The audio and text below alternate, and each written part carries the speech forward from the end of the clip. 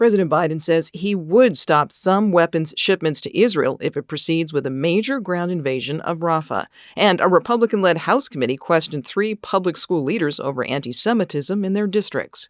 Good morning. I'm Corva Coleman from NPR News, and here are today's top stories. President Biden says he is threatening to withhold weapons to Israel if it proceeds with a major ground assault on Rafah. That's the southern Gaza city where about half the territory's population is now sheltering. Israeli tanks have moved into the city's outskirts, and Israeli officials are urging Palestinians to leave parts of Rafah.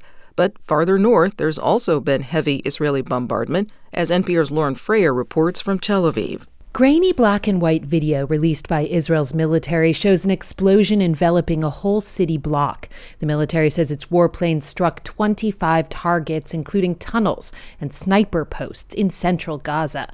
The UN says tens of thousands of Palestinians are leaving Rafah in the south, but that the places where they're going may also be under bombardment and lack essential infrastructure.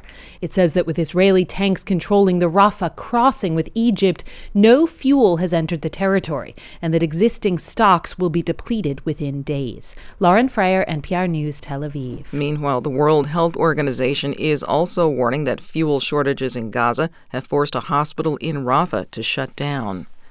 The Republican-led House Education Committee held a hearing yesterday. This was focused on educators who deal with anti-Semitism in public schools. NPR's Corey Turner says 3 leaders from major public school districts testified. All 3 have been in the spotlight for students and in some cases staff saying or doing things that could be considered anti-Semitic. From the get-go, though, these district leaders acknowledge these incidents are happening, but they denied that they are unchecked or pervasive. And in fact, at one point, David Banks, who heads the New York City schools, actually warned lawmakers of casting aspersions on an entire system. After all, he said some members of Congress have made anti-Semitic statements. NPR's Corey Turner reporting.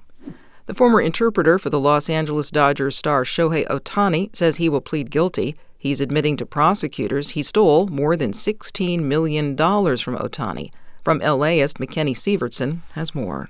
The U.S. Attorney's Office announced that Ipe Mizuhara will plead guilty to bank and tax fraud charges, which carries a maximum 33-year sentence. Under his plea agreement, Mizuhara agrees to pay all criminal debts ordered by the court in full and on time.